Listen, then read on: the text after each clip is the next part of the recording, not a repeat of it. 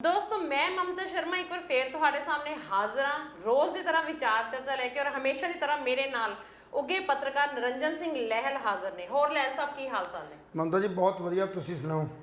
बस जिद्दां कि तुहानूं पता है कि तुहानूं असीं दर्शकां दे रूबरू जिहड़ा हैगा कुछ ना कुछ नवें जिहड़े टॉपिक होंदे, कुछ राजनीति दे रिगार्डिंग कुछ ना कुछ हलचल तुहानूं पता है अजकल मैदान विच होंदी जा रही, क्योंकि जदों दी आम आदमी पार्टी सत्ता विच आई है उदों रोज कुछ ना कुछ हलचलां जिहड़ियां हैगीआं साडे सामने पेश होंदी रहिंदियां और उहदे रिगार्डिंग जिहड़ा हैगा असीं तुहानूं दर्शकां दे रूबरू करते हैं कि दर्शकों के मन ਜਿਹੜੇ सवाल उठते पे उन्होंने सवालों का ਜਿਹੜਾ ਹੈਗਾ ਤੁਸੀਂ हल करो।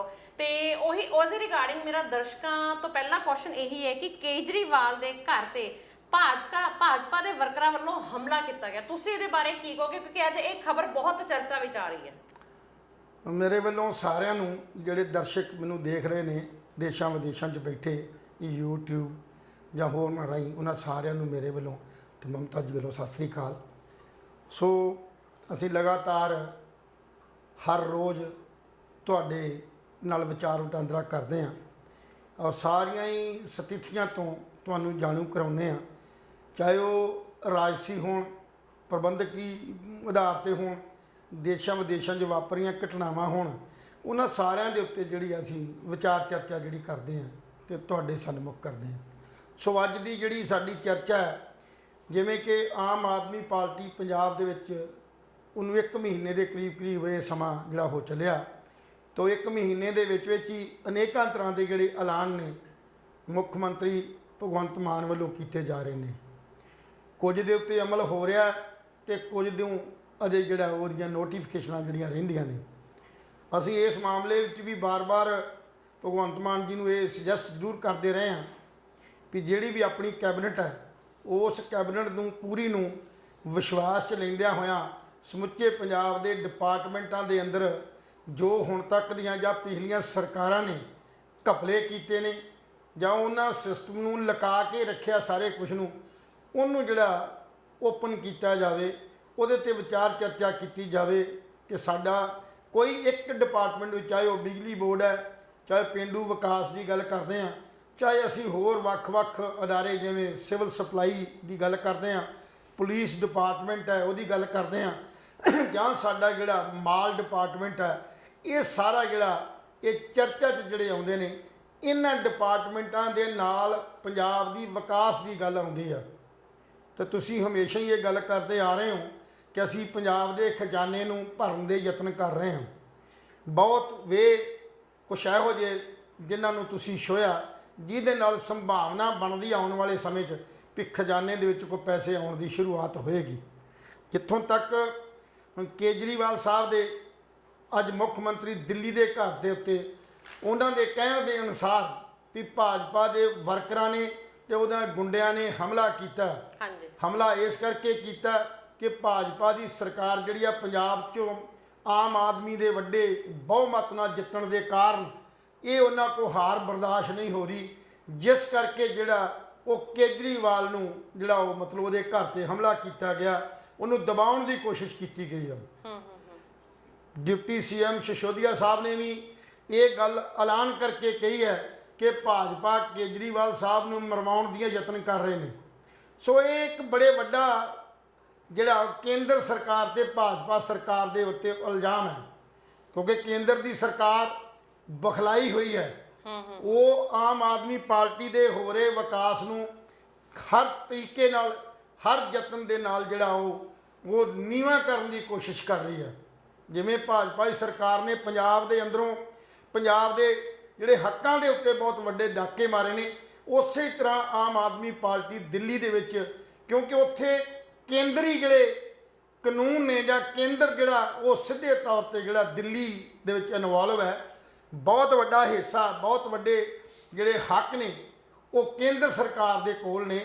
ਤੇ ਉੱਥੇ ਕਿਹਨੂੰ ਕਹਿ ਦਈਏ, ਭਾਵੇਂ ਜਿਹੜਾ ਸਾਡਾ ਮੁੱਖ ਮੰਤਰੀ ਕੇਜਰੀਵਾਲ ਹੈ ਆਮ ਆਦਮੀ ਪਾਰਟੀ ਦਾ, ਉਹ ਮੁੱਖ ਮੰਤਰੀ ਤੇ ਜ਼ਰੂਰ ਹੈ ਪਰ ਉਹਦੇ ਅਧਿਕਾਰ ਬਹੁਤ ਸੀਮਿਤ ਕਰ ਦਿੱਤੇ ਗਏ ਨੇ, ਜਿਹਦੇ ਕਰਕੇ ਕਿਉਂਕਿ ਵੇਖਣ ਵਾਲੀ ਗੱਲ ਹੈ ਵੀ ਇੱਕ ਸੀਐਮ ਹੋਵੇ ਦਿੱਲੀ ਦਾ ਔਰ ਉਹਦੇ ਘਰ ਦੇ ਅੰਦਰ ਇਸ ਢੰਗ ਦੇ ਬੈਰੀਕੇਡ ਤੋੜ ਕੇ ਉਹ ਪੁਲਿਸ ਆਪ ਨਾਲ ਰਲ ਕੇ ਜਦੋਂ ਬੈਰੀਕੇਡ ਤੜਵਾਉਂਦੀ ਹੈ, ਤੇ ਕਿੰਨੀ ਹੈਰਾਨਗੀ ਗੱਲ ਆ ਵੀ ਆਮ ਲੋਕ ਉੱਥੇ ਕਿਵੇਂ ਸੁਰੱਖਿਅਤ ਰਹਿ ਸਕਦੇ ਨੇ ਜਿੱਥੇ ਮੁੱਖ ਮੰਤਰੀ ਖੁਦ ਸੁਰੱਖਿਅਤ ਨਹੀਂ ਹੈ। ਏਡੇ ਬੈਰੀਗੇਡ ਲੱਗੇ ਨੇ, ਇੰਨਾ ਉੱਥੇ ਸਿਕਿਉਰਿਟੀ ਦਾ ਪ੍ਰਬੰਧ ਹੈ, ਉਹਦੀ ਸੁਰੱਖਿਆ ਦਾ ਪ੍ਰਬੰਧ ਹੈ। ਉਸ ਨੂੰ ਘੇਰੇ ਨੂੰ ਤੋੜ ਕੇ ਉੱਥੋਂ ਤੱਕ ਪਹੁੰਚਣਾ ਇੱਕ ਬਹੁਤ ਵੱਡੀ ਜਿਹੜੀ ਹੈ ਉਹ ਸਾਜ਼ਿਸ਼ ਦਾ ਹਿੱਸਾ ਹੈ।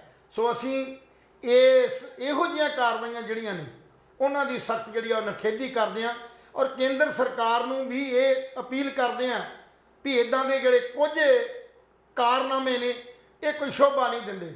ਦੂਸਰੇ ਪਾਸੇ ਭਾਜਪਾ ਦੇ ਕੁਝ ਆਗੂਆਂ ਨੇ ਇਹ ਗੱਲ ਕਹੀ ਹੈ ਕਿ ਆਮ ਆਦਮੀ ਪਾਰਟੀ ਦਾ ਜਿਹੜਾ ਖਾਤਾ ਹੈ ਉਹ ਦੂਜੀਆਂ ਸਟੇਟਾਂ 'ਚ ਪੰਜਾਬ ਨੂੰ ਛੱਡ ਕੇ ਬਾਕੀ ਜਿਹੜੇ 4 ਸਾਡੇ ਜਿਹੜੇ ਸਟੇਟ ਸੀ ਉਹਦੇ 'ਚ ਇਹਨਾਂ ਦੇ ਪੈਰ ਨਹੀਂ ਲੱਗੇ, ਉਹਨਾਂ 'ਚੋਂ ਇਹਨਾਂ ਨੂੰ ਕੋਈ ਇੱਕ ਅੱਧੀ ਸੀਟ ਵੀ ਨਹੀਂ ਮਿਲੀ, ਉਹ ਤੋਂ ਬਖਲਾਏ ਹੋਏ ਨੇ ਤੇ ਇਹ ਜਾਣ ਬੁੱਝ ਕੇ ਭਾਜਪਾ ਦੀ ਸਰਕਾਰ ਨੂੰ ਬਦਨਾਮ ਕਰ ਰਹੇ ਨੇ। ਸੋ ਕਹਿਣ ਦਾ ਭਾਵ ਇਹ ਰਾਜਨੀਤਿਕ ਤੌਰ ਤੇ ਉੱਤੇ ਭਾਜਪਾ ਨੂੰ ਵੀ ਖੁਦ ਪਤਾ ਹੈ ਕਿ ਆਮ ਆਦਮੀ ਪਾਰਟੀ ਜਿਹੜੀ ਹੈ ਉਹ ਕਾਂਗਰਸ ਦਾ ਜਿਹੜਾ ਬਦਲ ਹੈ ਉਹ ਬਣਦੀ ਜਾ ਰਹੀ ਹੈ। ਵਿਰੋਧੀ ਧਿਰ ਦੇ ਵਿੱਚ ਉਹ ਬੇਸਿਕਲੀ ਜਿਹੜਾ ਵੀ 2024 ਦਾ ਆਮ ਇਲੈਕਸ਼ਨ ਆ ਰਹੀ ਹੈ ਉਹਦੇ ਵਿੱਚ ਵੀ ਇੱਕ ਵਿਸ਼ੇਸ਼ ਚਿਹਰੇ ਦੇ ਤੌਰ ਤੇ ਕੇਜਰੀਵਾਲ ਜਿਹੜਾ ਉਹ ਮਤਲਬ ਉੱਪਰ ਆਉਣ ਦੀ ਸੰਭਾਵਨਾ ਉਹਦੀ ਹੈਗੀ ਹੈ। ਔਰ ਇਸ ਉਭਾਰ ਨੂੰ ਰੋਕਣ ਵਾਸਤੇ ਕਿਤੇ ਨਾ ਕਿਤੇ ਭਾਜਪਾ ਜਿਹੜੀ ਹੈ ਉਹ ਆਪਣੀ ਜਿਹੜੀ ਲੜਾਈ ਹੈ ਉਹ ਸਿੱਧੀ ਕੇਜਰੀਵਾਲ ਦੇ ਖਿਲਾਫ ਜਿਹੜੀ ਉਹ ਵਿੱਢਣ ਨੂੰ ਤਿਆਰ ਬੈਠੀ ਹੈ। ਸੋ ਜਿੱਥੋਂ ਤੱਕ ਪੰਜਾਬ ਦੀ ਗੱਲ ਕਰਦੇ ਹਾਂ, ਪੰਜਾਬ ਦੇ ਅੰਦਰ ਵੀ ਭਾਜਪਾ ਨੇ ਕੋਈ ਇਹੋ ਜਿਹਾ ਰਾਹ ਨਹੀਂ ਛੱਡਿਆ ਜਿੱਥੇ ਜਿਹੜੇ ਸਾਡੇ ਜਿਹੜੇ ਪੰਜਾਬ ਦੇ ਜਿਹੜੇ ਅਧਿਕਾਰ ਨੇ ਉਹ ਖੋਹਣ ਦੀਆਂ ਕੋਸ਼ਿਸ਼ਾਂ ਕੀਤੀਆਂ ਜਾ ਰਹੀਆਂ। ਸੋ ਇਹ ਬੜੇ ਵੱਡੇ ਪੱਧਰ 'ਤੇ ਇੱਕ ਸਵਾਲ ਖੜਾ ਕਰਦਾ ਹੈ ਵੀ ਜੇ ਕੇਜਰੀਵਾਲ ਮੁੱਖ ਮੰਤਰੀ ਸੁਰੱਖਿਅਤ ਨਹੀਂ ਹੈ ਤੇ ਦਿੱਲੀ ਦੇ ਆਮ ਲੋਕ ਜਿਹੜੇ ਉਹ ਕਿਵੇਂ ਸੁਰੱਖਿਅਤ ਹੋਣਗੇ।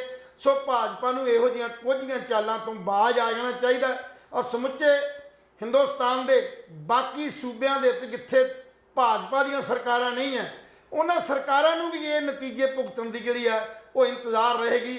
ਉਹ ਵੀ ਅਲਰਟ ਹੋ ਜਾਣ ਕਿਉਂਕਿ ਉਹ ਕੋਸ਼ਿਸ਼ ਕਰੇਗੀ ਵੀ ਕਿਸੇ ਨਾ ਕਿਸੇ ਤਰੀਕੇ ਦੇ ਨਾਲ ਉੱਥੋਂ ਦੀ ਜਿਹੜੀ ਹੈਗੀ ਆ ਰਾਜ ਸੱਤਾ ਕਰਦੀ ਪਾਰਟੀ ਹੈ ਉਹਨੂੰ ਦਬਾਉਣ ਦੀਆਂ, ਉਹਦੇ ਹੱਕਾਂ ਨੂੰ ਦਬਾਉਣ ਲਈ ਹਰ ਜਿਹੜਾ ਯਤਨ ਉਹ ਕੀਤਾ ਜਾਵੇ ਤਾਂ ਕਿ 2024 ਦੀਆਂ ਜਿਹੜੀਆਂ ਆਮ ਚੋਣਾਂ ਉਹਦੇ 'ਚ ਜਿਹੜੀ ਬਹੁਮਤ ਮਤ ਹੈ ਉਹ ਫਿਰ ਭਾਜਪਾ ਆਪਣੀ ਝੋਲੀ 'ਚ ਲੈ ਕੇ ਜਾਵੇ। ਸੋ ਇਸੇ ਕਰਕੇ ਹੀ ਉਹ ਹਿੰਦੁਸਤਾਨ ਪੱਧਰ ਦੇ ਉੱਤੇ ਜਿਹੜੀ ਆਪੋ ਆਪਣੀਆਂ ਗਤੀਵਿਧੀਆਂ ਉਹਨੂੰ ਹੋਰ ਵੀ ਮਤਲਬ ਉਹ ਤੇਜ਼ੀ ਨਾਲ ਜਿਹੜੀਆਂ ਉਹ ਲੈ ਕੇ ਜਾ ਰਹੀਆਂ। ਸੋ ਅਸੀਂ ਇਸ ਗੱਲ ਦੀ ਨਿਖੇਧੀ ਕਰਦੇ ਹਾਂ ਵੀ ਤੁਹਾਡੀ ਵਿਚਾਰਾਂ ਦੀ ਲੜਾਈ ਹੋ ਸਕਦੀ ਹੈ। ਜੇ ਕੇਜਰੀਵਾਲ ਸਾਹਿਬ ਦੀ ਸਿਆਸਤ, ਕੇਜਰੀਵਾਲ ਸਾਹਿਬ ਦਾ ਕੋਈ ਵੀ ਪਲੈਨਿੰਗ ਜਾਂ ਕੇਜਰੀਵਾਲ ਸਾਹਿਬ ਦੀ ਕੋਈ ਦਿੱਲੀ ਦੇ ਅੰਦਰ ਨਵੀਂ ਇੰਪਰੂਵਮੈਂਟ ਹੈ ਤਾਂ ਤੁਸੀਂ ਉਹਨੂੰ ਵਿਚਾਰਾਂ ਦੇ ਨਾਲ ਰੱਦ ਕੀਤਾ ਜਾ ਸਕਦਾ। ਉਹਦੇ ਵਿਚਾਰ ਚੰਗੇ ਨਹੀਂ ਲੱਗਦੇ, ਤੁਹਾਡਾ ਉੱਥੇ ਜਿਹੜੀ ਭਾਜਪਾ ਦੀ ਇਕਾਈ ਹੈ ਉਹ ਵਿਰੋਧ ਕਰ ਸਕਦੀ ਹੈ, ਪਰ ਇਦਾਂ ਦਾ ਵਿਰੋਧ ਜਿਹੜਾ ਉਹਦੇ ਘਰ ਤੇ ਉੱਤੇ ਹਮਲਾ ਕਰ ਦੇਣਾ, ਉਹਨੂੰ ਜਾਨੋਂ ਮਾਰਨ ਦੀ ਕੋਸ਼ਿਸ਼ ਕਰਨੀ, ਇਹ ਕੋਈ ਚੰਗੀ ਗੱਲ ਨਹੀਂ। ਇਹਦੀ ਸਖਤ ਸ਼ਬਦਾਂ 'ਚ ਅਸੀਂ ਜਿਹੜੀ ਉਹ ਨਿਖੇਧੀ ਕਰਦੇ ਹਾਂ। ਅੱਛਾ ਲੈਲ ਸਾਹਿਬ, ਜਿੱਦਾਂ ਕਿ ਇੱਕ ਹੋਰ ਆਪਣੇ ਕੋਲ ਮੈਟਰ ਆ ਰਿਹਾ ਵੀ ਕੇਂਦਰ ਸਰਕਾਰ ਵੱਲੋਂ ਪੰਜਾਬ ਦੇ ਹੱਕਾਂ ਤੇ ਵਾਰ-ਵਾਰ ਹਮਲਾ ਕੀਤਾ ਜਾ ਰਿਹਾ ਹੈ, ਜਿਸ ਮੁਤਾਬਕ ਕੇਂਦਰੀ ਪੂਲ ਵਿੱਚ ਵਿਸ਼ੇਸ਼ ਬਿਜਲੀ ਪੈਕੇਜ ਜੋ ਕਿ ਮੰਗਿਆ ਗਿਆ ਸੀ ਉਸ ਨੂੰ ਨਾ ਮਨਜ਼ੂਰ ਕਰ ਦਿੱਤਾ ਗਿਆ। ਇਹਦੇ ਬਾਰੇ ਤੁਸੀਂ ਕੀ ਕਹੋਗੇ? ਮੈਂ ਪਹਿਲਾਂ ਹੀ ਗੱਲ ਕਰ ਚੁੱਕਾ ਔਰ ਕੱਲ ਵੀ ਔਰ ਪਰਸੋਂ ਵੀ ਸਾਡੇ ਲਗਾਤਾਰ ਜਿਹੜੇ ਐਪੀਸੋਡ ਦੇ ਅੰਦਰ ਅਸੀਂ ਇਹ ਦਾਅਵਾ ਗੱਲ ਕਰਨ ਦੀ ਕੋਸ਼ਿਸ਼ ਕੀਤੀ ਹੈ ਕਿ ਪੰਜਾਬ ਦੇ ਹੱਕਾਂ ਨੂੰ ਜਿਹੜਾ ਕੱਲਾ ਕਰਕੇ ਜਿਹੜਾ ਉਹ ਸਾਥੋਂ ਖੋਇਆ ਜਾ ਰਿਹਾ। ਸਭ ਤੋਂ ਪਹਿਲਾ ਵਾਰ ਜਿਹੜਾ BMB ਦੇ ਅੰਦਰ ਸਾਡੇ ਤੇ ਕੀਤਾ ਗਿਆ ਸੀ, ਸਾਡੀ ਜਿਹੜੀ ਉਹ ਨੁਮਾਇੰਦਗੀ ਹੈ, ਜਿਹੜੀ ਸਾਡੀ ਸ਼ਰਤ ਸੀ ਕਿ ਪੰਜਾਬ ਦਾ ਜਿਹੜਾ ਮੈਂਬਰ ਹੈ ਉਹ ਪੰਜਾਬ ਦਾ ਜਿਹੜਾ ਬਿਜਲੀ ਤੇ ਜਿਹੜੀ ਸਿੰਚਾਈ ਦਾ ਜਿਹੜਾ ਮੈਂਬਰ ਹੈ ਉਹ ਸਾਡਾ ਜਿਹੜਾ ਪੰਜਾਬ ਦਾ ਉਹ ਕੇਡਰ ਦਾ ਹੋਏਗਾ, ਪੰਜਾਬ ਤੋਂ ਲਿਆ ਜਾਏਗਾ। ਇੱਕ ਸਾਡਾ ਪਹਿਲਾ ਜਿਹੜਾ ਵਾਰ ਉਹ ਸਾਡਾ ਕੀਤਾ ਗਿਆ। ਅਸੀਂ ਉਸ ਵੇਲੇ ਵੀ ਕੇਂਦਰ ਸਰਕਾਰ ਦੇ ਖਿਲਾਫ ਇਹ ਖੁੱਲ੍ਹ ਕੇ ਜਿਹੜੀ ਆ ਉਹ ਵਿਰੋਧ ਪ੍ਰਗਟ ਕੀਤਾ ਸੀ ਔਰ ਮੰਗ ਕੀਤੀ ਸੀ ਕਿ ਇਹ ਜਿਹੜਾ ਨੋਟੀਫਿਕੇਸ਼ਨ ਰੱਦ ਕੀਤਾ ਜਾਵੇ। ਉਸ ਤੋਂ ਬਾਅਦ ਚੰਡੀਗੜ੍ਹ ਦੇ ਅੰਦਰ ਵੀ ਜਦੋਂ ਇਹਨਾਂ ਨੇ CMD ਲਾਇਆ ਇਹਦਾ ਸਿਟਕੋ ਦਾ, ਕਿਉਂਕਿ ਸਿਟਕੋ ਦੇ ਅੰਦਰ ਵੀ ਪੰਜਾਬ ਦਾ ਜਿਹੜਾ ਹਿੱਸਾ ਸਾਡਾ ਹੀ ਜਿਹੜਾ ਪੰਜਾਬ ਦਾ ਜਿਹੜਾ MD ਲੱਗਦਾ ਸੀ, ਪਰ ਉਹ MD ਜਿਹੜਾ ਉਹ ਵੀ ਇਹਨਾਂ ਨੇ ਬਾਹਰਲੇ ਪੂਲ ਤੋਂ YouTube ਦੇ ਪੂਲ ਤੋਂ ਜਿਹੜਾ ਉਹ ਲਗਾ ਦਿੱਤਾ। ਉਸ ਵੇਲੇ ਵੀ ਅਸੀਂ ਵਿਰੋਧ ਜਿਹੜਾ ਪ੍ਰਗਟ ਕੀਤਾ ਸੀ।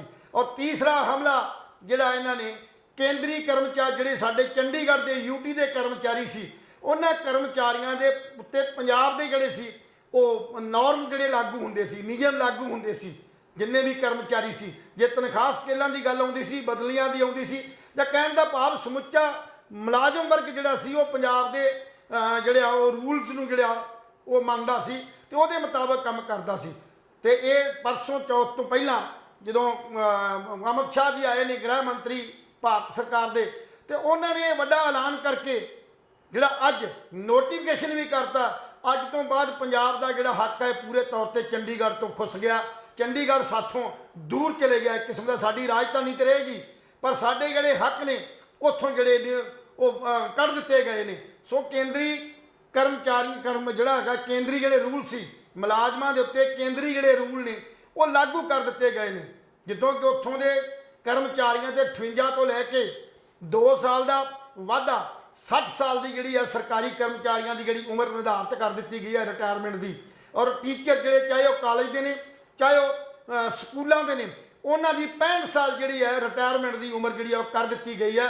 ਇਹਦੇ ਨਾਲ ਭਾਵੇਂ ਕਿ ਚੰਡੀਗੜ੍ਹ ਯੂਟੀ ਦੇ ਕਰਮਚਾਰੀ ਖੁਸ਼ ਹੋਣਗੇ, ਪਰ ਆਉਣ ਵਾਲੇ ਸਮੇਂ 'ਚ ਇਹ ਪਛਤਾਉਣਗੇ ਜ਼ਰੂਰ, ਕਿਉਂਕਿ ਪੰਜਾਬ ਦੇ ਔਰ ਯੂਟੀ ਦੇ ਜਿਹੜੇ ਸੈਂਟਰ ਗਵਰਨਮੈਂਟ ਦੇ ਸਕੇਲਾਂ 'ਚ ਉਹਨਾਂ ਦੇ ਰੂਲਾਂ 'ਚ ਬਹੁਤ ਵੱਡਾ ਅੰਤਰ ਹੈ, ਕਿਉਂਕਿ ਸੂਬੇ ਸੰਘੀ ਢਾਂਚੇ ਨਾਲ ਜੁੜੇ ਹੋਏ ਸੀ, ਇੰਡੀਪੈਂਡੈਂਟ ਰੱਖਦੇ ਸੀ ਸੋਚ।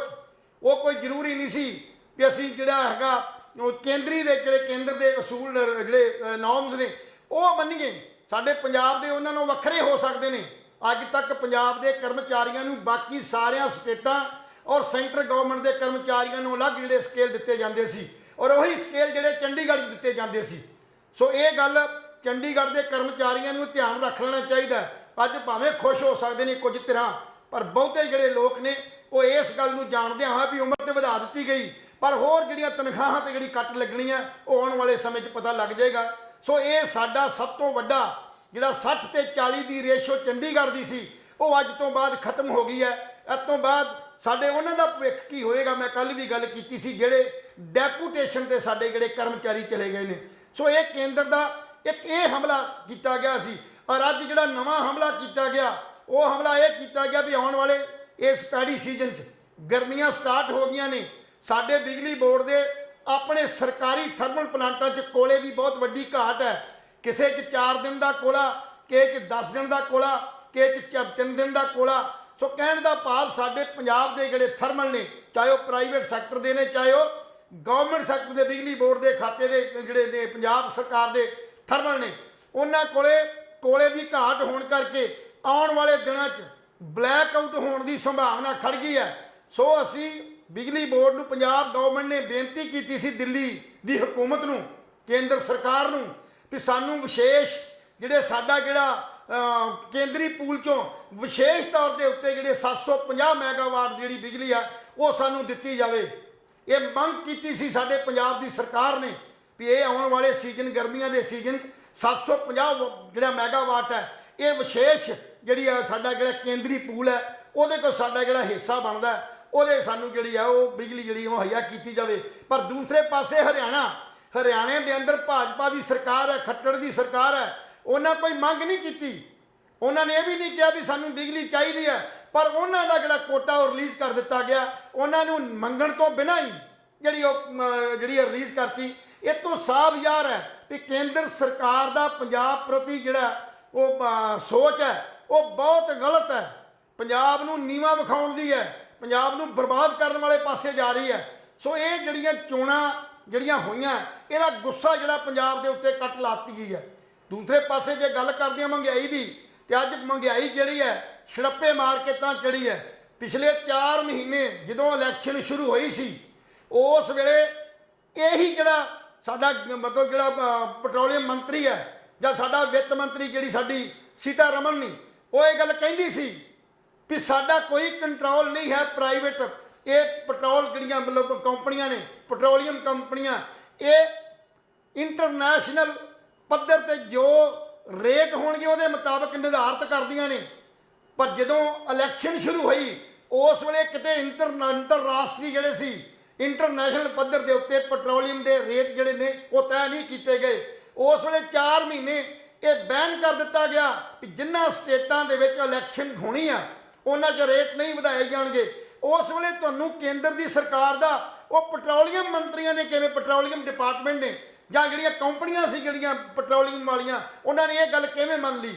ਅੱਜ ਫਿਰ ਉੱਥੇ ਗੱਲ ਖੜੀ ਹੈ ਵੀ ਇਲੈਕਸ਼ਨ ਹੋਣ ਤੋਂ ਬਾਅਦ ਅਸੀਂ ਇਹ ਚੈਨਲ ਤੇ ਕਹਿੰਦੇ ਰਹੇ ਹਾਂ ਵੀ ਮਹਿੰਗਾਈ 1 ਅਪ੍ਰੈਲ ਤੋਂ ਬਾਅਦ ਛੜੱਪੇ ਮਾਰ ਕੇ ਵਧੇਗੀ, ਕਿਉਂਕਿ ਪਤਾ ਸੀ ਵੀ 10 ਮਾਰਚ ਨੂੰ ਰਿਜ਼ਲਟ ਆਉਣੇ ਆ। ਉਸ ਰਿਜ਼ਲਟ ਤੋਂ ਬਾਅਦ ਇਹ ਹੌਲੀ ਹੌਲੀ ਜਿਹੜਾ ਲੋਕਾਂ ਦਾ ਜਿਹੜਾ ਫੇਰ ਆ ਖੂਨ ਹੈ ਚੂਸਣਾ ਸ਼ੁਰੂ ਕਰ ਦਿੱਤਾ ਜਾਏਗਾ।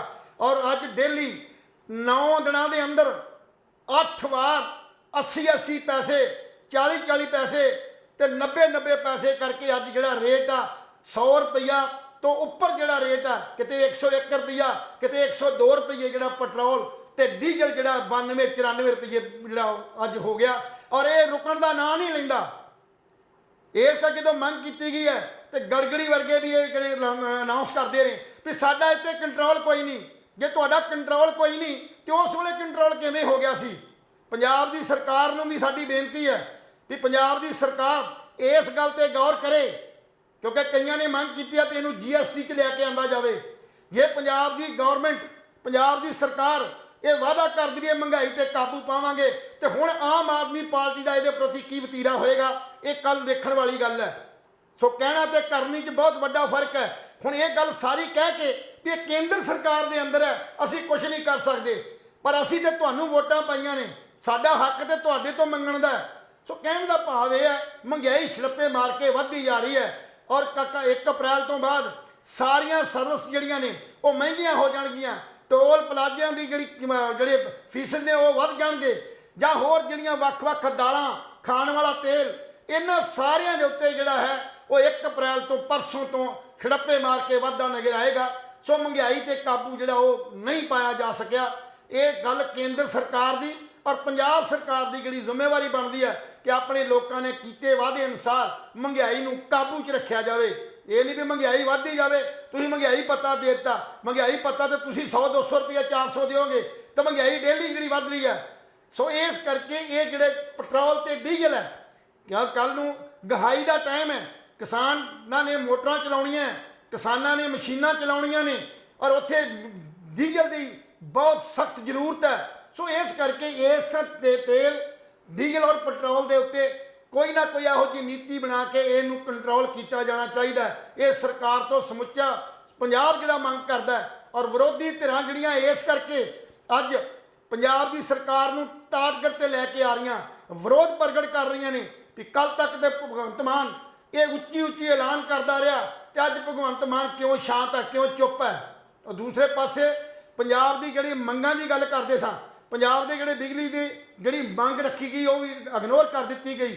ਔਰ ਕਿਤੇ ਵੀ ਜਿਹੜੇ 5 ਸਾਡੇ ਰਾਜ ਸਭਾ ਮੈਂਬਰ ਨੇ ਜਿਹੜੇ ਆਪਣੇ ਉੱਥੇ ਉਹ ਕੀ ਕਹਿੰਦੇ ਨੇ ਵਾਕ ਦੇ ਉੱਤੇ ਤੇ ਮਤਲਬ ਜਿਹੜਾ ਆਪਣੀ ਪ੍ਰਦਰਸ਼ਨੀ ਦਿਖਾ ਰਹੇ ਨੇ, ਪਰ ਉੱਥੇ ਜਾ ਕੇ ਰਾਜ ਸਭਾ ਦੇ ਵਿੱਚ ਕੋਈ ਵੀ ਵਿਰੋਧ ਅਜੇ ਤੱਕ ਉਹਨਾਂ ਪੰਜਾਂ ਵੱਲੋਂ ਦਰਜ ਨਹੀਂ ਕੀਤਾ ਗਿਆ, ਕਿਉਂਕਿ ਉਹਨਾਂ ਪੰਜਾਂ ਨੂੰ ਪੰਜਾਬ ਦੀ ਸਰ ਜ਼ਮੀਨ ਦਾ ਪਤਾ ਹੀ ਨਹੀਂ। ਕਦੀ ਅੱਜ ਤੱਕ ਮੇਰਾ ਖਿਆਲ ਹੈ ਅੱਜ ਤੱਕ ਉਹਨਾਂ ਦਾ ਕਦੇ ਵੀ ਚੋਣਾਂ ਤੋਂ ਪਹਿਲਾਂ ਸਿਰਫ ਰਾਘਵ ਚੱਡੇ ਤੋਂ ਸਿਵਾਏ ਕਿਸੇ ਵੀ ਬੰਦੇ ਦਾ ਪੰਜਾਬ 'ਚ ਕੋਈ ਅਖਬਾਰ, ਕੋਈ ਰਸਾਲਾ, ਕੋਈ ਕਿਤੇ ਕੱਢ ਕੇ ਵੇਖੋ ਕਦੇ ਪੰਜਾਬ ਦੇ ਵਾਸਤੇ ਕਦੇ ਬਿਆਨ ਆਇਆ ਹੋਵੇ ਜਾਂ ਪੰਜਾਬ ਨੂੰ ਕਦੇ ਸਮਝਿਆ ਹੋਵੇ। ਸੋ ਕਹਿਣ ਦਾ ਭਾਵ ਪੰਜਾਬ ਦੇ ਹਿੱਸੇ ਨੂੰ ਖਤਮ ਕਰ ਦੇਣਾ, ਚਾਹੇ ਉਹ ਭਾਜਪਾ ਦੀ ਸਰਕਾਰ ਹੈ, ਚਾਹੇ ਉਹ ਸਾਡੀ ਆਮ ਆਦਮੀ ਪਾਰਟੀ ਦੀ ਵੀ ਸਰਕਾਰ ਜਿਹੜੀ ਨਵੀਂ ਬਣੀ ਆ। ਕੇਜਰੀਵਾਲ ਸਾਹਿਬ ਨੇ ਵੀ ਪੰਜਾਬ ਦੇ ਉੱਤੇ ਬਹੁਤ ਵੱਡਾ ਜਿਹੜਾ ਇਹ ਹਮਲਾ ਕੀਤਾ ਇਸ ਗੱਲ ਦਾ ਵੀ ਸਾਡੇ ਜਿਹੜੇ ਇੱਥੇ ਬਹੁਤ ਸਿਆਣੇ ਤੇ ਸੂਝਵਾਨ ਜਿਹੜੇ ਬੰਦੇ ਬੈਠੇ ਸੀ ਉਹਨਾਂ ਪੰਜਾਬੀਆਂ ਨੂੰ ਉੱਥੇ ਰਾਜ ਸਭਾ 'ਚ ਨਾ ਭੇਜ ਕੇ ਇਹ ਪੰਜਾਬ ਨਾਲ ਵੀ ਬਹੁਤ ਵੱਡਾ ਜਿਹੜਾ ਇੱਕ ਧੱਕਾ ਹੋਇਆ। ਸੋ ਇਸ ਕਰਕੇ ਇਹ ਜਿਹੜੀ ਮਹਿੰਗਾਈ ਵੱਧ ਰਹੀ ਹੈ ਜਾਂ ਜਿਹੜੇ ਮਤਲਬ ਹੋਰ ਇਹ ਸਾਰੀਆਂ ਜਿਹੜੀਆਂ ਪੂਲ ਦੇ ਵਿੱਚੋਂ ਸਾਨੂੰ ਬਿਜਲੀ ਨਹੀਂ ਦਿੱਤੀ ਗਈ ਔਰ ਅੱਜ ਲੋੜ ਆ ਸਾਨੂੰ ਕੋਲੇ ਦੇ ਉੱਤੇ ਵੀ ਜਿਹੜੀ ਸਾਡੀ ਅਲਾਟਮੈਂਟ ਹੈ ਉਹ ਨਹੀਂ ਕੀਤੀ ਜਾ ਰਹੀ। ਸੋ ਕਹਿਣ ਦਾ ਭਾਵ ਦੂਸਰੇ ਪਾਸੇ ਬਿਜਲੀ ਬੋਰਡ ਦੇ ਪੰਜਾਬ ਗਵਰਨਮੈਂਟ ਦੀ ਗੱਲ ਕਰਦਾ, ਇੱਕ ਪਾਸੇ ਤਾਂ ਆਪਾਂ ਕੇਂਦਰ ਸਰਕਾਰ ਨੇ ਸਾਡੇ ਤੇ ਇੱਕ ਹਮਲਾ ਕਰਤਾ ਵੀ ਜੇ 3 ਮਹੀਨੇ ਦੇ ਅੰਦਰ ਪ੍ਰੀਪੇਡ ਮੀਟਰ ਨਹੀਂ ਲਾਏ ਗਏ ਤੇ ਅਸੀਂ ਤੁਹਾਡੀ ਗ੍ਰਾਂਟ ਜਿਹੜੀ ਆ ਬੰਦ ਕਰਤੀ ਜਾਏਗੀ, ਰਿਆਇਤਾਂ ਨਹੀਂ ਦਿੱਤੀਆਂ ਜਾਣਗੀਆਂ। ਔਰ ਦੂਸਰੇ ਪਾਸੇ ਸਾਡਾ ਜਿਹੜਾ ਮੰਤਰੀ ਹੈ ਮਤਲਬ ਬਿਜਲੀ ਮੰਤਰੀ, ਉਹ ਬਿਜਲੀ ਮੰਤਰੀ ਇਹ ਗੱਲ ਕਹਿ ਰਿਹਾ ਕਿ ਅਸੀਂ ਪ੍ਰੀਪੇਡ ਮੀਟਰ ਨਹੀਂ ਲਾਵਾਂਗੇ, ਅਸੀਂ ਸਮਾਰਟ ਮੀਟਰ ਲਾਵਾਂਗੇ। ਸਮਾਰਟ ਮੀਟਰ ਕਿਹੜੇ ਨੇ? ਪਹਿਲਾਂ ਅਸੀਂ ਮੀਟਰ 3 ਵਾਰ ਬਦਲ ਚੁੱਕਾ ਬਿਜਲੀ ਬੋਰਡ, ਔਰ ਉਹ ਸਾਰੇ ਦਾ ਸਾਰਾ ਜਿਹੜਾ ਬੋਝ ਹੈ ਉਹ ਖਪਤਕਾਰਾਂ ਤੇ ਪਿਆ।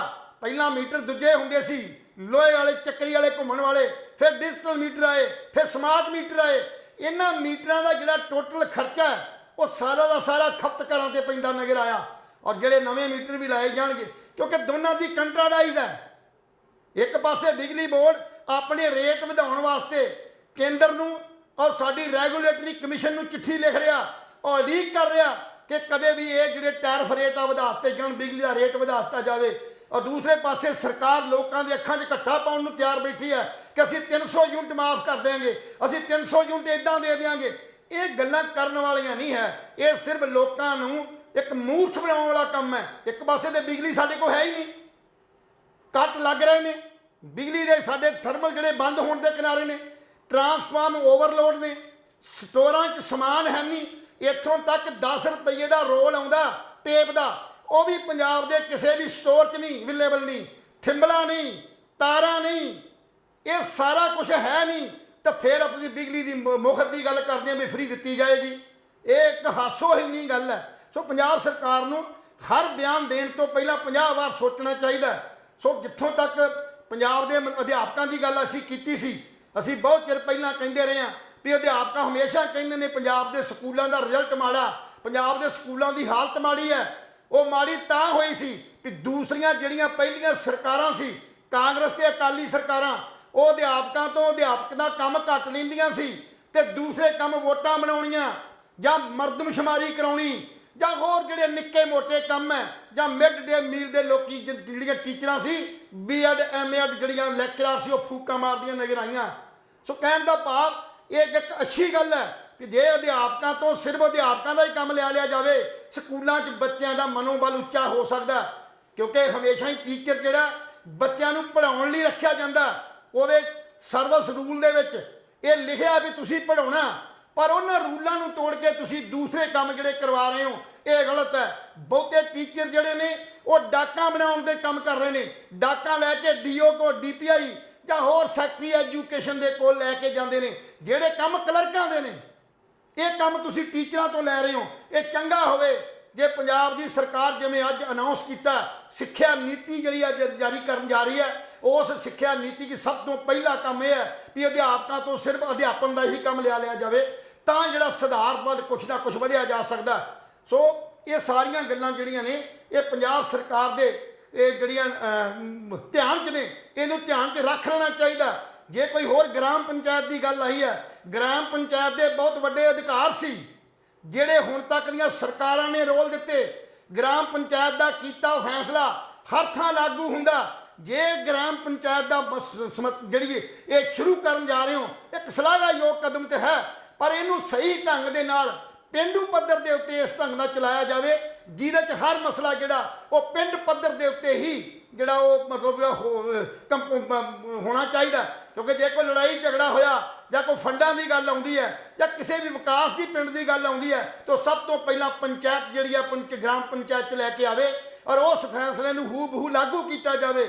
ਇਹ ਥਾਣਿਆਂ ਦੇ ਝਗੜੇ, ਇਹ ਬਹੁਤ ਜਿਹੜੀਆਂ ਸਮੱਸਿਆਵਾਂ ਜਿਹੜੀਆਂ ਇਹਦੇ ਨਾਲ ਸੁਲਝ ਸਕਦੀਆਂ, ਲੋਕਾਂ 'ਚ ਪਿਆਰ ਤੇ ਵੱਧ ਸਕਦਾ। ਔਰ ਇੰਨੇ ਅਧਿਕਾਰ ਨੇ ਉਹਨਾਂ ਪੰਚਾਇਤਾਂ ਨੂੰ, ਜਿਹੜੀ ਕਿ ਸਾਡੀ ਗ੍ਰਾਮ ਪੰਚਾਇਤ ਨੂੰ ਇੰਨੇ ਜ਼ਿਆਦਾ ਜਿਹੜੇ ਅਧਿਕਾਰ ਨੇ। ਜੇ ਉਹਨਾਂ ਅਧਿਕਾਰਾਂ ਦੀ ਗੱਲ ਕਰ ਲੈਂਦੇ ਆ, ਉਹਨਾਂ ਅਧਿਕਾਰਾਂ ਨੂੰ ਲਾਗੂ ਕਰ ਦਿੰਦੇ ਆ, ਤੇ ਪੰਜਾਬ ਦੇ ਅੰਦਰ ਬਹੁਤ ਵੱਡੇ ਪੱਧਰ ਤੇ ਜਿਹੜੀ ਆ ਉਹ ਇੱਕ ਲਹਿਰ ਜਿਹੜੀ ਬਣ ਕੇ ਜਾਏਗੀ ਔਰ ਲੋਕ ਜਿਹੜੇ ਨੇ ਪਿੰਡਾਂ 'ਚ ਬੈਠ ਕੇ ਭਾਈਚਾਰਕ ਸਾਂਝ ਕਰਕੇ ਆਪਣੇ ਵਿਕਾਸ ਵੀ ਕਰਾਉਣਗੇ, ਫੰਡਾਂ ਦੀ ਦੁਰਵਰਤੋਂ ਵੀ ਨਹੀਂ ਹੋਊਗੀ ਔਰ ਲੋਕ ਇੱਕ ਦੂਜੇ ਨਾਲ ਮੋਹ ਪਿਆਰ ਨਾਲ ਰਹਿਣਗੇ। ਸੋ ਇਹ ਜਿਹੜਾ ਉਪਰਾਲਾ ਜਿਹੜਾ ਕੁਲਦੀਪ ਸਿੰਘ ਧਾਲੀਵਾਲ ਵੱਲੋਂ ਮੰਤਰੀ ਪੰਚਾਇਤ ਵੱਲੋਂ ਕੀਤਾ ਗਿਆ, ਉਹ ਬਹੁਤ ਵਧੀਆ ਸ਼ਲਾਘਾਯੋਗ ਕਦਮ ਹੈ। ਕੁਝ ਇਹੋ ਜਿਹੇ ਜਿਹੜੇ ਉਪਰਾਲੇ ਕੀਤੇ ਜਾਣ ਜਿਹਦੇ ਨਾਲ ਪੰਜਾਬ 'ਚ ਫਿਰ ਜਿਹੜਾ ਉਹ ਛਾਵਾਂ ਮਾਹੌਲ ਹੋ ਜੇ, ਕਿਉਂਕਿ ਲੋਕਾਂ ਨੇ ਬਹੁਤ ਆਸ ਤੁਹਾਡੇ ਤੇ ਲਾਈ ਹੈ। ਔਰ ਜਿੱਥੋਂ ਤੱਕ ਨੌਕਰੀਆਂ ਜਾਂ ਹੋਰ ਇਸ਼ੂ ਹੈ, ਇਹ ਸਾਰਿਆਂ ਨੂੰ ਵਿਚਾਰ ਲਿਆ ਜਾਏ। ਔਰ ਪਹਿਲੀ ਵਾਰ ਹੈ ਇਸ ਸਰਕਾਰ 'ਚ ਵੀ ਨੌਜਵਾਨ ਜਿਹੜੇ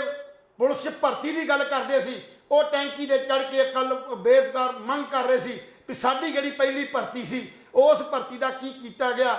ਦੂਜੇ ਪਾਸੇ ਕੱਲ ਵੀ ਅਸੀਂ ਗੱਲ ਕੀਤੀ ਸੀ ਲੰਬੀ ਦੇ ਵਿੱਚ ਜਿਹੜਾ ਉਗਰਾਹਾਂ ਗਰੁੱਪ ਨੇ ਜਦੋਂ ਆਪਣੀਆਂ ਮੰਗਾਂ ਦੇ ਖਿਲਾਫ ਇੱਕ ਤਹਿਸੀਲਦਾਰ ਦੀ ਗੱਲ ਜਦੋਂ ਕਰਦੇ ਆ, ਕੱਲ ਸ਼ਾਇਦ ਇਸ ਗੱਲ ਤੇ ਵੀ ਕਰਾਂਗੇ ਵੀ ਤਹਿਸੀਲਦਾਰ ਜਾਂ ਸਿਸਟਮ ਨੂੰ ਸੁਧਾਰਨ ਦੀ ਗੱਲ ਕਰਦੇ ਆ ਆਪਾਂ।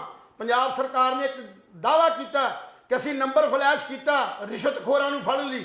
ਮੈਂ ਇੱਕ ਗੱਲ ਸਵਾਲ ਕਰਦਾ ਵੀ ਇਹ ਨੰਬਰ ਦਿੱਤਾ, ਰਿਸ਼ਵਤ ਲਈ ਜਾਂਦੀ ਹੈ, ਪਰ ਜੇ ਚੰਗਾ ਹੁੰਦਾ ਜੇ ਨਾਲ ਨਾਲ ਉਹਨਾਂ ਅਫਸਰਾਂ ਤੋਂ ਜਿਹੜੀ ਵਿਗਾੜ ਕਰਾਈ ਜਾਂਦੀ ਹੈ ਇਹ ਬੰਦ ਕੀਤੀ ਜਾਵੇ। ਜਦੋਂ ਅਫਸਰ ਵਿਗਾੜ ਨਹੀਂ ਕਰਨਗੇ ਤਾਂ ਇਹ ਪੈਸਾ ਨਹੀਂ ਲੈਣਗੇ। ਅਸੀਂ ਦੇਖਿਆ ਤਹਿਸੀਲਾਂ ਦੇ ਵਿੱਚ ਸਟਾਫ ਦੀ ਘਾਟ ਹੈ। ਇੱਕ ਰਜਿਸਟਰਾਰ ਨੂੰ ਰਜਿਸਟਰੀ ਕਰਨ ਵਾਸਤੇ ਸਟਾਫ, ਜਾਂ ਇੱਕ ਤਹਿਸੀਲਦਾਰ ਦਾ ਨਾਇਬ ਤਹਿਸੀਲਦਾਰ ਨੂੰ ਆਪਣੇ ਦਫ਼ਤਰ 'ਚ 7 ਤੋਂ 6 ਤੋਂ 7 ਬੰਦਿਆਂ ਦੀ ਜ਼ਰੂਰਤ ਹੈ, ਜਿਹੜੇ ਬੰਦੇ ਰਜਿਸਟਰੀ ਦੇ ਨਾਲ ਸੰਬੰਧਿਤ ਹੁੰਦੇ ਨੇ। ਉੱਥੇ ਸਟਾਫ ਤਾਂ ਹੈ ਨਹੀਂ।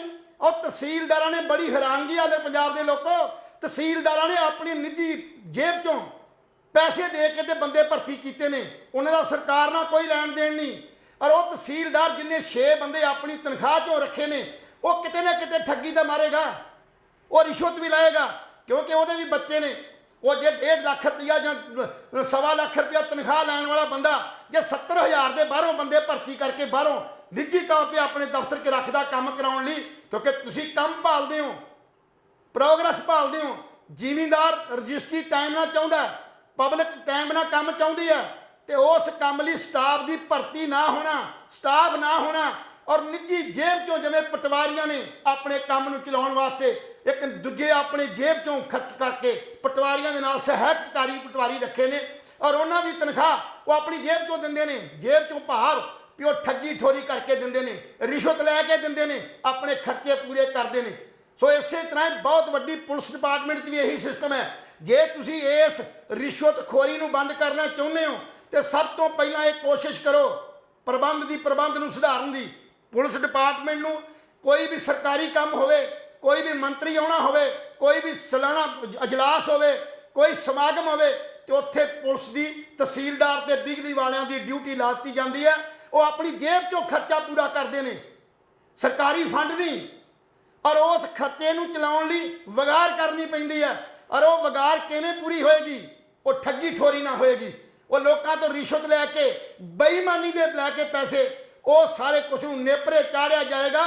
ਔਰ ਕੁਝ ਮਾੜੇ ਮੋਟੇ ਬਿੱਲ ਪਾਸ ਕਰਾ ਕੇ ਸਰਕਾਰ ਦੇ ਅੱਖਾਂ 'ਚ ਘੱਟਾ ਪਾ ਕੇ ਇਹ ਸਾਰਾ ਕੁਝ ਕੀਤਾ ਜਾਂਦਾ, ਕਿਉਂਕਿ ਸ਼ਾਬਾਸ਼ ਲੈਣੀ ਹੁੰਦੀ ਹੈ ਉਸ ਮੰਤਰੀ ਦੀ, ਉਸ ਸਰਕਾਰ ਦੀ, ਉਸ ਆਪਣੇ ਸੀਨੀਅਰ ਅਫਸਰ ਦੀ। ਇਹ ਸ਼ਾਬਾਸ਼ ਲੈਣੀ ਹੁੰਦੀ ਆ ਵੀ ਇਸ ਸਮਾਗਮ ਨੂੰ ਬਹੁਤ ਵਧੀਆ ਢੰਗ ਦੇ ਨਾਲ ਕਰਾਉਣ 'ਚ ਤੁਹਾਡਾ ਸਹਿਯੋਗ ਰਿਹਾ। ਪਰ ਉਹਨੂੰ ਇਹ ਨਹੀਂ ਪਤਾ ਵੀ ਇਹਦੇ 'ਚ ਖਰਚਾ ਕਿੰਨਾ ਹੋਇਆ ਔਰ ਖਰਚਾ ਪੂਰਾ ਕਿਵੇਂ ਕੀਤਾ ਗਿਆ। ਸੋ ਇਹ ਜਿਹੜੀਆਂ ਰਿਸ਼ਵਤਖੋਰੀ ਦੀਆਂ ਮਾਨਸਿਕ ਤੌਰ ਤੇ ਇਹ ਕਾਰਨ ਨੇ ਇਸ ਰਿਸ਼ਵਤ ਦੇ। ਸੋ ਕੇਂਦਰ ਸਰਕਾਰ ਨੂੰ, ਜਿੱਥੇ ਪੰਜਾਬ ਦੇ ਹੱਕਾਂ ਦੀ ਅਸੀਂ ਮੰਗ ਕਰਦੇ ਹਾਂ ਵੀ ਇਹ ਹੱਕ ਜਿਹੜੇ ਨੇ ਉਹ ਨਾ ਖੋਏ ਜਾਣ, ਔਰ ਜਿਹੜੇ ਕੀਤੇ ਸਰਕੂਲਰ ਨੇ, ਨੋਟੀਫਿਕੇਸ਼ਨ ਨੇ, ਇਹਨਾਂ ਨੂੰ ਰੱਦ ਕੀਤਾ ਜਾਵੇ, ਤੇ ਪੰਜਾਬ ਸਰਕਾਰ ਆਉਣ ਵਾਲੇ ਸਮੇਂ 'ਚ ਚੰਗੇ ਤੇ ਵਧੀਆ ਜਿਹੜੇ ਕਾਰਜ ਕਰੇ, ਜਿਹਦੇ ਨਾਲ ਪੰਜਾਬ ਦੇ ਜਿਹੜੇ ਲੋਕ ਨੇ ਉਹ ਖੁਸ਼ੀ ਖੁਸ਼ਹਾਲੀ ਇਸ ਸਰਕਾਰ ਨੂੰ ਵਧੀਆ ਸਮਝ ਕੇ ਲੋਕਾਂ ਦੇ ਹੱਕ 'ਚ ਭੁਗਤਣ। ਅੱਛਾ ਲੈਲ ਸਾਹਿਬ, ਚੰਡੀਗੜ੍ਹ ਤੇ ਜਿਹੜਾ ਕੇਂਦਰ ਸਰਕਾਰ ਦਾ ਕਬਜ਼ਾ ਹੋ ਗਿਆ, ਉਹਦੇ ਬਾਰੇ ਤੁਸੀਂ 2 ਸ਼ਬਦਾਂ 'ਚ ਕੀ ਕਹਿਣਾ ਚਾਹੋਗੇ? ਮੈਂ ਇਹ ਗੱਲ ਪਹਿਲਾਂ ਕਹਿ ਚੁੱਕਾ ਵੀ ਅੱਜ ਕੇਂਦਰ ਸਰਕਾਰ ਵੱਲੋਂ ਨੋਟੀਫਿਕੇਸ਼ਨ ਕਰ ਦਿੱਤਾ ਗਿਆ। ਉਹ ਨੋਟੀਫਿਕੇਸ਼ਨ ਪੰਜਾਬ ਦੇ ਜਿਹੜੇ ਸਰਵਿਸ ਰੂਲ ਸੀਗੇ, ਜਿਹੜੇ ਨਿਯਮ ਸੀ, ਮੁਲਾਜ਼ਮਾਂ ਦੇ ਨਿਯਮ ਸੀ, ਉਹ ਅੱਜ ਖਤਮ ਹੋ ਗਏ ਨੇ। ਔਰ ਚੰਡੀਗੜ੍ਹ ਦੇ ਕਰਮਚਾਰੀਆਂ ਤੇ ਜਿਹੜਾ ਉਹ ਸੈਂਟਰ ਸਰਕਾਰ ਦੇ ਜਿਹੜੇ ਨੇ, ਕੇਂਦਰ ਸਰਕਾਰ ਦੇ ਜਿਹੜੇ ਰੂਲ ਐਂਡ ਰੈਗੂਲੇਸ਼ਨ ਜਿਹੜੇ ਨੇ ਉਹ ਲਾਗੂ ਹੋ ਗਏ ਨੇ। ਉੱਥੇ ਜਿਹੜੀ ਭਰਤੀ ਦੀ ਗੱਲ ਸੀ, ਜਿਹੜੀ ਉਹ ਭਰਤੀ ਹੈ, ਹੁਣ ਇਹ ਨਹੀਂ ਹੈ ਵੀ ਭਰਤੀ ਜਿਹੜੀ ਹੈ ਚੰਡੀਗੜ੍ਹ ਵਾਸਤੇ 60 ਤੇ 40 ਦੀ ਰੇਸ਼ੋ ਹੋਏਗੀ। ਇਹ ਹੁਣ ਯੂਪੀ, ਬਿਹਾਰ ਜਾਂ ਬਾਕੀ ਸੂਬਿਆਂ ਤੋਂ ਵੀ ਜਿਹੜੇ ਬੰਦੇ ਨੇ ਉਵੇਂ ਅਪਲਾਈ ਕਰ ਸਕਦੇ ਨੇ। ਉਵੇਂ ਜਿਵੇਂ ਅਸੀਂ ਅਪਲਾਈ ਕਰਾਂਗੇ, ਜੇ ਸਾਡੀ ਵਾਰੀ ਆ ਗਈ ਠੀਕ ਆ, ਨਹੀਂ ਤੇ ਉਹ ਜਿਹੜੇ ਚੰਡੀਗੜ੍ਹ ਦੇ ਵਿੱਚ ਅੰਪਲਾਈ ਜਿਹੜੇ ਆ ਉਹ ਉਹਨਾਂ ਦਾ ਹੱਕ ਜਿਹੜਾ ਉਹ ਖੋਲ੍ਹ ਦਿੱਤਾ ਗਿਆ। ਔਰ ਪੰਜਾਬ ਦਾ ਇਹ 40 ਤੇ 60 ਦਾ ਜਿਹੜਾ ਰੇਸ਼ੋ ਸੀ, 60-40 ਦੀ ਇਹ ਖਤਮ ਕਰ ਦਿੱਤੀ ਗਈ ਹੈ। ਔਰ ਜਿੱਥੋਂ ਤੱਕ ਅਧਿਆਪਕਾਂ ਦੀ ਉਮਰ ਹੈ ਉਹ 65 ਸਾਲ ਜਿਹੜੀ ਆ ਰਿਟਾਇਰਮੈਂਟ ਦੀ ਕਰ ਦਿੱਤੀ ਗਈ ਹੈ। ਔਰ ਜਿਹੜੇ ਦੂਜੇ ਸੀ ਅੰਪਲਾਈਜ਼ ਦੀ, ਬਾਕੀ ਜਿਹੜੇ ਅੰਪਲਾਈ ਨੇ, ਪ੍ਰਸ਼ਾਸਨਿਕ ਅੰਪਲਾਈ ਨੇ, ਪੁਲਿਸ ਮੁਲਾਜ਼ਮ ਨੇ, ਉਹਨਾਂ ਦੀ 58 ਤੋਂ 60 ਸਾਲ ਦੀ ਜਿਹੜੀ ਉਮਰ ਉਹ ਕਰ ਦਿੱਤੀ ਗਈ ਹੈ। ਸੋ ਅੱਜ ਤੋਂ ਬਾਅਦ ਜਿਹੜਾ ਸਾਡਾ ਪੰਜਾਬ ਦਾ ਹੱਕ ਸੀ ਉਹ ਅੱਜ ਸਾਡਾ ਕੰਪਲੀਟ ਪੂਰੇ ਤੌਰ ਤੇ ਰੱਦ ਸਮਝੋ ਖਤਮ ਕੀਤਾ ਗਿਆ। ਇਸ ਗੱਲ ਦੀ ਅਸੀਂ ਮੰਗ ਕਰਦੇ ਵੀ ਇਸ ਨੋਟੀਫਿਕੇਸ਼ਨ ਨੂੰ ਰੱਦ ਕੀਤਾ ਜਾਵੇ।